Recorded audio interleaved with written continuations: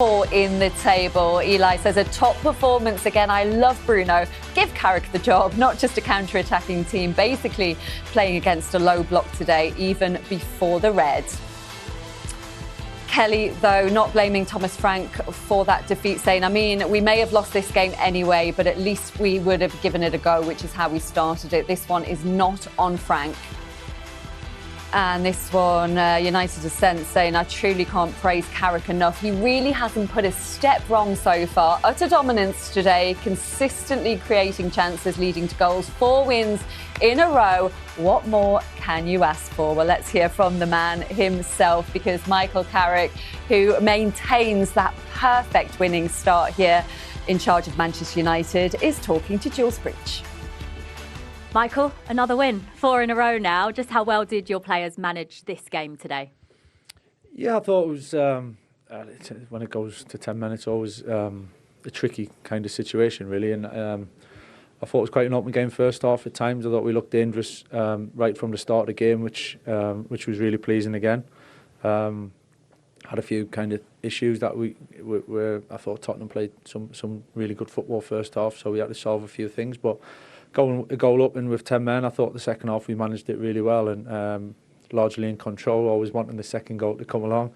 And when it did, then that put us in a really good position. So it was nice, and it was nice to get the players on the pitch. It was young Tyler coming on for his first game. It's all in all, it was a really positive day.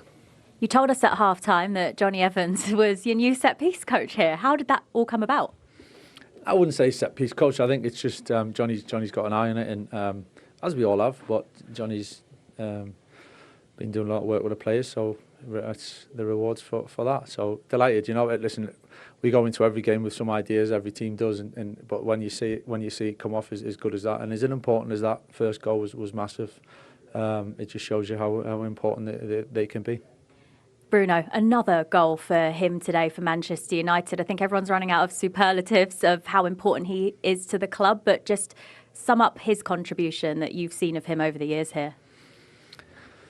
Yeah, listen, it would take a long time to sum it up. I think he's offered the club so much for the time he's been here since he walked through the door. And he played different roles for us today. He ended up on the left and scored his goal off the left. And when we changed things around a little bit, and he's a team player. He gives so much to the group. He's got big moments in him. We know that the quality he has, and he cares a lot about the football club and the team. And I think that's clear to see. Another 3 points towards your goal of achieving Champions League football next season. Just as a group, how much of an advantage do you feel it is that you haven't got the other competitions as a distraction in Europe, for example? Yeah, it kind of works both ways sometimes. We obviously play Tuesday, and then we've got a bit of a gap going to Everton, so we got to manage the rhythm of the games as much as anything. Sometimes the rhythm of games can help. Sometimes when it gets a bit heavy, it can hinder you. So I think we just got to take it what's in front of us. We got another big game Tuesday night, West Ham, and then kind of regroup and rest and recover and sharpen up, ready for the one after that. And I know you keep saying not to get too carried away, but you can hear it in Old Trafford today. You can hear that the fans understandably are getting very excited with the work you're doing here. At what point do you start to think about what the future might look like? It's not for now. I think, to get excited and carried away as a supporter, that's exactly where you should be. It's why they come to support us, to dream and to get carried away. So and they should be hopefully leaving the stadium in really good spirits, and looking forward to coming back. That's our job, to provide that. So to be in a position to be able to do that today and in the last few weeks has been great, and we got to keep building on that. Well done today. Thank you. Cheers. Thanks a lot. You just want to chip away, get in a good position. You see now 4th on the league table. Like you said, 10 points behind Arsenal. You know how hard that is to believe after sacking the manager? And we're saying how great this Arsenal team is, and they are. But Man United are in a brilliant position. And I think if he keeps winning games, it's going to be near on impossible not to give it to him. It's easy to say from the outside, sort of looking in. A lot of what he's done feels like common sense with this team, Joe. But what has he done differently beyond the obvious? I think he's just understood his players and understood what the best way to get the best out of them. No doubt him having the DNA at the club will help him. The understanding, the people that he's able to talk to above his head, the team that he's got around him. You know, people, you know, head coaches will always tell you it's important that you bring around you. Even that relationship with Johnny Evans, having the trust of having someone that he's worked with.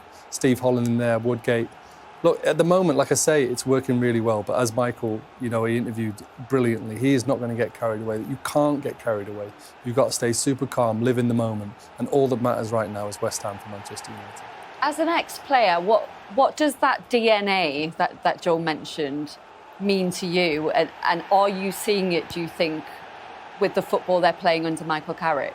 Well, people always talk about the history and that, you know, that it's kind of getting away. I completely disagree. I think you have to embrace that. The greatest thing about this football club is the history of it, the icons that have played here. And that's why it's such a privilege to represent this football club. When I used to sit on the pitch, I used to think of those greats that played here before in midfield and used to think, they'll be watching this game. And you have to try and emulate that level. And some people are up to it and some people aren't. That's not a criticism, but it's a fact. And when you get out in the pitch, you see it. And Michael knows what it's to be one of those players. He's not going to shout and yell at somebody or put somebody down or criticize them. He's going to say, come on, trust in yourself, believe. Put people in a position. You look at Kobbie. How did Kobbie not play for a year? And he's got Casemiro and Bruno in around him. That midfield three. We're talking about multiple Champions League winners with one of the best young players in the Premier League in Kobbie and probably the best creator in Bruno Fernandes. And a month ago, we said that was the midfield. It's a strength. And I just think everybody's in the position where they're flourishing. And credit to Michael Carrick. You know, you think back a month ago, everybody was playing a different position except the keeper. Now everybody's in a position where they can flourish. And that's credit to the manager. And the players are showing why they're good players, why they're here, and they're showcasing it. Congratulations, it's another big win for Manchester United. Can we start with your goal though, because that was straight off the training ground, wasn't it? Yeah, it was, but didn't work out at training ground. I just put the ball over the fences. But yeah, today was the most important, and we're really happy with this goal. So when that comes into you from Kobbie, are you thinking to yourself, I just need to pass this in, I just keep it down, keep it low and just thread it through the gap? Yeah, because it's not an easy ball to play, a lot of spin, bouncing a little bit. I think it's a very good set because the ball comes hard to Kobbs, and yeah, you just try to secure it, and yeah, don't try to put too much power as I did in the training, and yeah, it worked out today. It came at the perfect time as well, didn't it, in terms of needing to score to make sure that you went on to win the game. So after the sending off, you score, and then from that point onwards, it gave you all something to stay behind. Yeah, obviously, it's not really easy to score when they're 10 men, and yeah, scoring a set piece just cleared out the game, and obviously there was defending well, and we've been scoring the second one, who was secured the win, so it was a good game. Talk to me about what the feeling is like at the moment, because obviously that's 4 consecutive wins in the Premier League. Everybody's cheerful, everybody's happy. What's it like being in that dressing room at the moment? Yeah, obviously it's fantastic, especially winning here. It's just great. Fans are unbelievable. It's a great atmosphere, and yeah, they just cheer in every situation, tackles, clearance, shots on targets, everything. So that's a big boost for us. Just a quick word on Michael Carrick and what he's brought to your game. What's he done for you? No, obviously he talked with me a lot. Just tried to give me advices. And yeah, now we just still work as a team and make the effort for each other. Right, so Mateus has got the surfer. Have you got a celebration coming for us that's for you? Yeah, I need to think about a new one now, because mine have been seen many times now, so we're going to find a new one. Not that, Bryan, thank you. Thank you. Bruno, congratulations. It's the first time in 2 years that Manchester United have won 4 Premier League matches in a row. What is it like to play here at Old Trafford when the crowd are like this? Oh, it's incredible, you know. We've had moments where we were not great, and it still was like this. Obviously not at the end of the games, and obviously now the energy is different because you win games. When we win games, everything looks brighter, and we're very happy ourselves, but also to give this to the fans. How have things changed so quickly under Michael Carrick? This is football. Football changes from one game to another. So I think Michael came in with the right ideas of giving the players the responsibility also, but some freedom to take the responsibility of on the pitch doing the decisions that were needed. He's very good with the words. I think he still remembers what I told him the last time he was our manager for our last game. And I was sure that Michael could be a great manager, and he's just showing it. And we hope that we can help him even more, so everyone can see not just us as players that we are good players. That's why we are at Man United, but also the staff is very good. Is it helpful having someone here as the manager that has played for the club, that understands the pressure of playing for Manchester United, leading you? No, I think everyone understands the pressure of playing for this club. If you don't understand, you start to understand very quickly, because this is a massive club and everyone knows the expectations around it. So I don't think that changes, but obviously Michael has won everything here. He knows what it means for these fans, what it means for the club to win, and how much is needed to win in this football club. So I think that adds something special to the team. Another goal for you and another great performance. You're today's player of the match. Congratulations. Thank you. And the captain, another good day for his teammates and his manager. Those Manchester United fans have seen some turnaround in 4 Premier League games with 12 points out of 12. And a reminder, the last time they won 4 in a row under Erik ten Hag, almost 2 years ago. And it was a 1-0 for a long time against the 10-men Berber, so there was a little bit of relief when he made it too. Yeah, it was, but I don't think anybody was doubting that United is going to win this game. But still, though, it was a good, necessary second goal, which, in my mind, the cross was going, it was for Sesko. Yes. For Sesko, but he didn't get the touch with the ball. And then it's anticipating from Bruno, trying to see where the ball is going to land. It's a good connection, not with the foot, but with the shin pad. Yeah. If you saw correctly, but it doesn't matter because the ball ended up in the back of the net, and that's second goal that we all needed. That just shows you have to get something on it with like solid on it. When you're that close to the goal, you can score. But like what I love about that is the fact that Sesko was making the run for the cross. That's the thing, is that they're trying to find Sesko in there, and that was it. Bruno just mopped up there, but like it was a good cross in there. Sesko's unlucky. Yeah, 104th goal for Manchester United. He's picked up the Man of the Match award there. You feel he was closely pushed by Kobbie Mainoo, who consistently... I mean, let's just point something out to everybody. Under Ruben Amorim, all season, 228 Premier League minutes. And he's come in now and played not only every minute, but how difficult is that when you've hardly played to hit the ground running? This is the quality of Kobbie Mainoo, and we saw that when he got into the England team, and played in the Euros at 18. We know what the quality he's got. Everybody's confused with what was happening with Ruben Amorim, because when you look at him, somebody who's not played and coming into a Man United side that's not in great form, to play in that midfield, which is all the questions have been around, and then just to do things like this, just the quality. Like you're listening to Bruno saying that he's given them the freedom to go and express yourself because they're good players. And Kobbie's a very, very good player. And I'm just pleased that it's turned out that, we're seeing that now. I think it's very embarrassing for Ruben Amorim, if we're going to be totally honest, because what we're seeing now is a Man United product, youth product, not given the opportunity to play, and very, very close to leaving the club. And then this is quality. Obviously, they've worked on this, but his touch here is perfect. Like you were saying, Berba, you want the right players in the situation to play the ball, and he was brilliant today. So you like the fact his first thought is forwards, don't you? Always, yeah, always. And when I'm watching him today, not only today, but the games he's playing, he's constantly scanning the pitch, constantly scanning where he is, where his teammates are, making that picture in his head where everybody on the pitch is. So he knows exactly when the ball comes, how to play, 1 touch or 2 touch. He's very clever, slowing the game when the game needs to be slowed down, draw the opposition towards him, and then pass the ball. This way, freeing the space in the opposition half. So again, very happy that he stayed, if I can say that, in United, and we are not forced to watch him play for another team, because now we can see how good he really is, and I think he can become even better, of course. Absolutely. And in terms of these relationships, obviously they have 3 weeks, so that there's time to work and recover. But Michael Carrick, since that first team selection, has made just 1 change, and that was enforced because of Dorgu's injury. I mean, how important is that in terms of the message the coaching staff are trying to get across to them there? It's vitally important in respect to the message. But what the main thing with it is, Steve, is that when you look at the Premier League this season and the way it's going, with Arsenal, with City, with Liverpool, with Villa, now you have to say with Man United, because everybody's saying, which team can put a run together?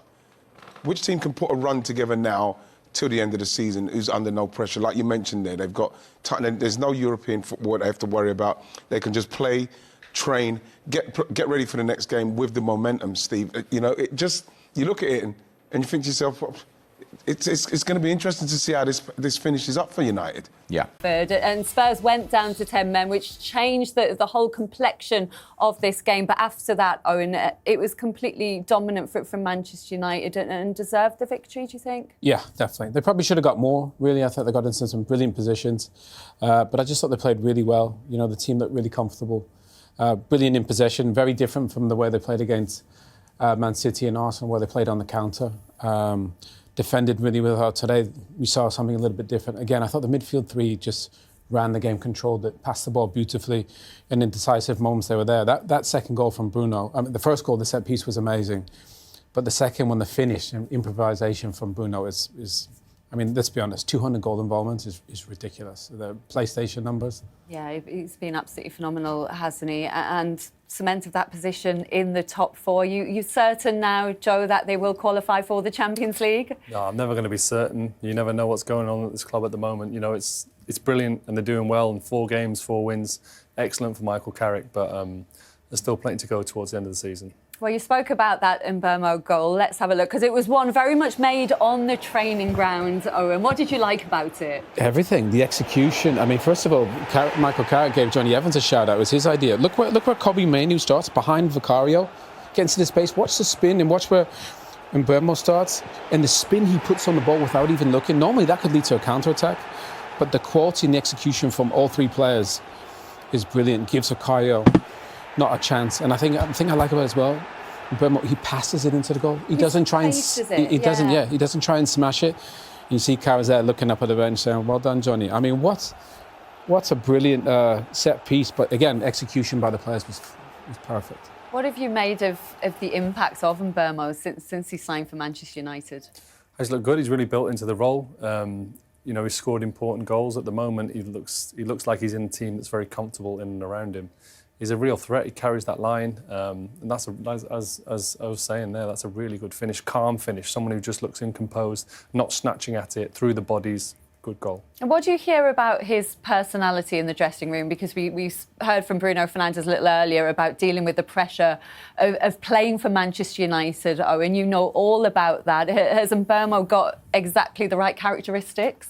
Do you know what I like? It's probably going to sound ridiculous. I like that he doesn't overly celebrate when he scores. He looks like he believes himself. He should do it all the time. And I think that's kind of the... Just a little dance. Yeah, no, but do you know what I mean? I think he just looks...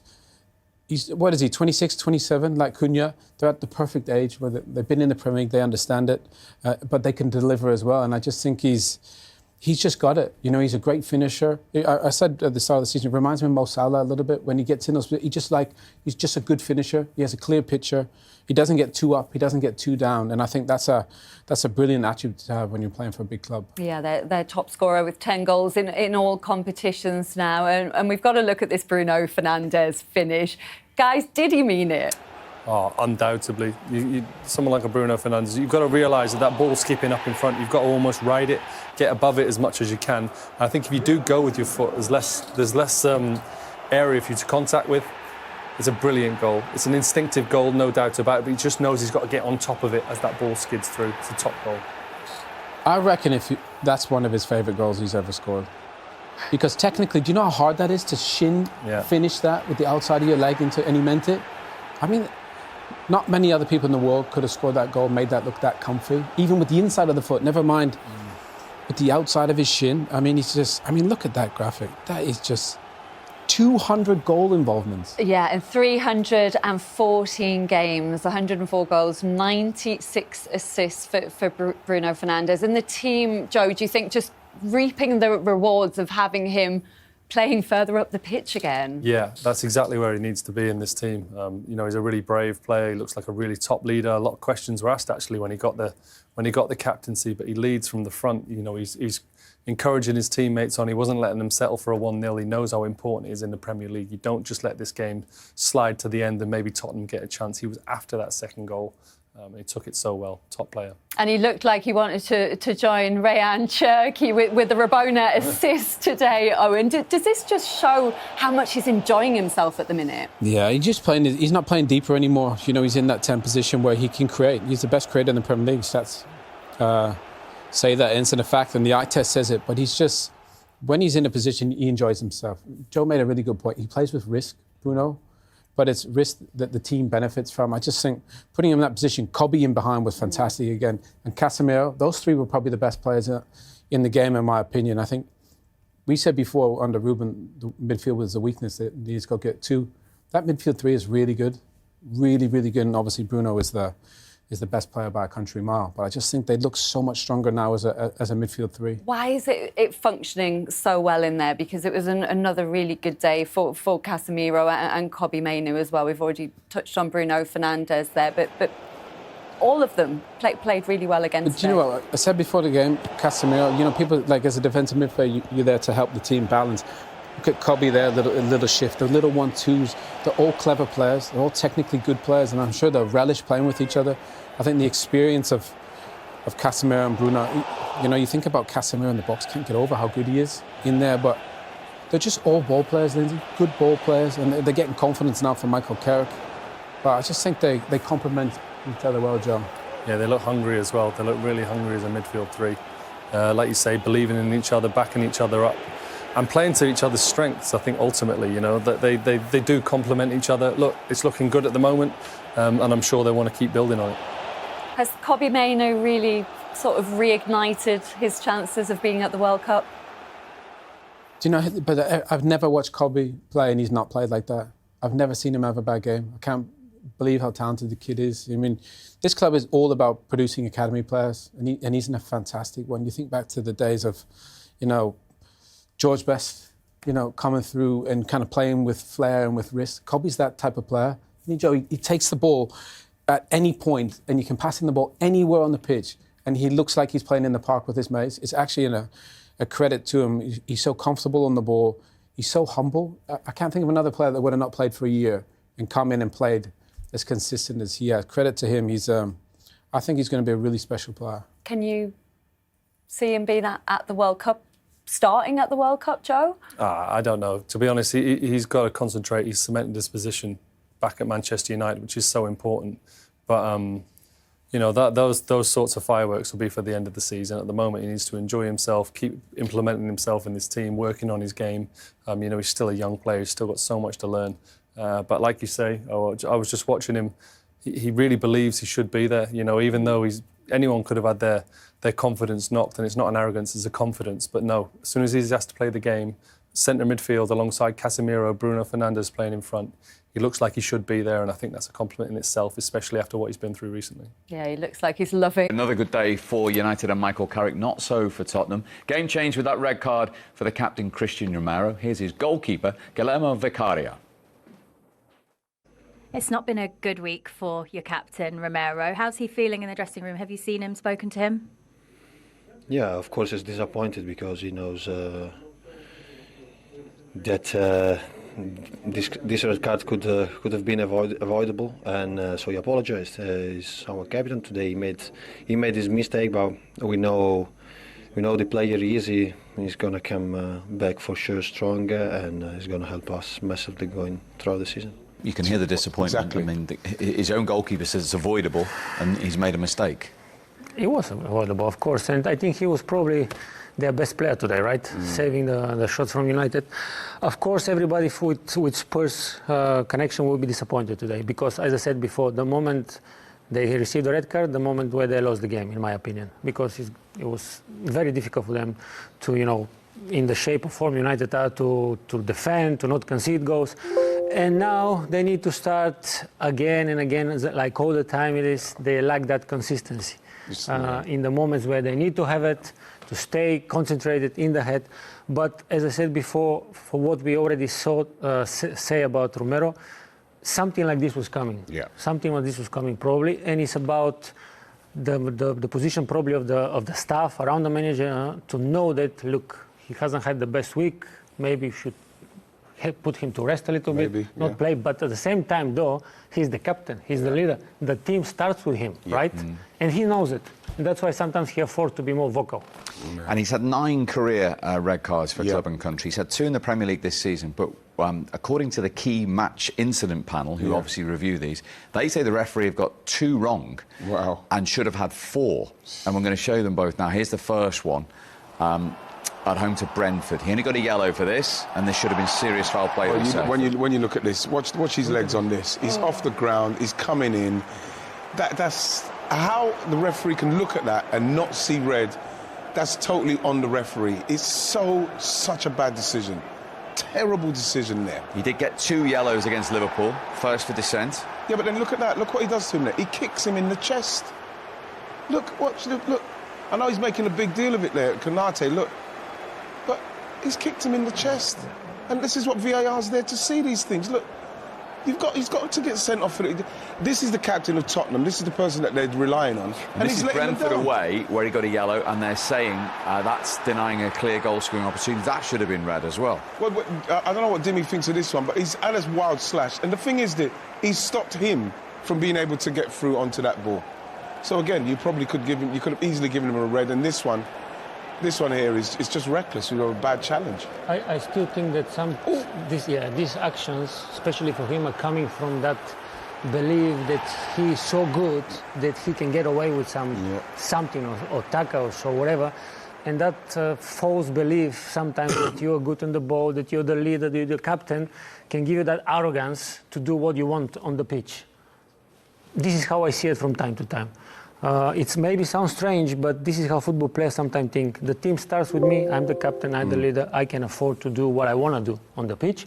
But that bad judgment sometimes can lead to tackles like this, which leads obviously to red cards. Absolutely. Or sometimes it is a red card, but the referee doesn't see it, or bad judgment, and then you're lucky. He's a liability. And the fact is, like Dimi, you said there, he says whatever he wants off the pitch, and he does whatever he wants on the pitch. He looks like someone to me he's out of control with that team. A team that needs their captain to be leading by example. He's not a good example at the moment. OK, another difficult day for Tottenham and their manager. Here he is, Thomas Frank. Thomas, how do you sum up what must be just an incredibly frustrating day for you? I think the first 30 minutes were a good away performance at a difficult place against a team with confidence in flow. Then after the red card, I'm very proud of the players. The resilience, staying in the game mentality, still be a threat at times to try to create something. Very proud of them. And then, of course, we just made the 3 offensive subs just to try to really push a little bit more. We just conceded the second. But I think the last 70 minutes playing with, not 70, whatever, 60, whatever how much it was, playing with 10 men, I think they put everything into it. I'm very proud of them. Very proud of our fans that travel in numbers, and you could hear them loud throughout the game. Does their opening goal happen if you've got 11 men on the pitch? No, because that was the area they could explore. No, it can always happen. Of course, you can play 10 against 11, but of course that was the area that then got a little bit more exposed. Romero's obviously been in the headlines this week. You said that the social media matter was dealt with internally, but a red card now today. Do you feel like you've got a player in that dressing room that feels he's let his teammates down? Yeah, Christian, I think first and foremost, I think there's no intention to do the follow through and make a red. So I think it clearly goes for the ball. Unfortunately, the way the rules is, it's then a red. Christian said, apologise to his teammates in the dressing room. Of course, you're going to lose your captain now for 4 games because it's the second red card of the season, and you can't help the injuries you've already got. But your squad really is down to the bare bones now. It is, but it is what it is. We need to deal with it. How do you move forward from this game then? Yeah, I think I think a big area we've been working very hard on is the resilience. So we didn't get a result out of it today, but what they showed out there on the pitch, the players, I think was incredible, and that's what we need to build on going forward on Tuesday night.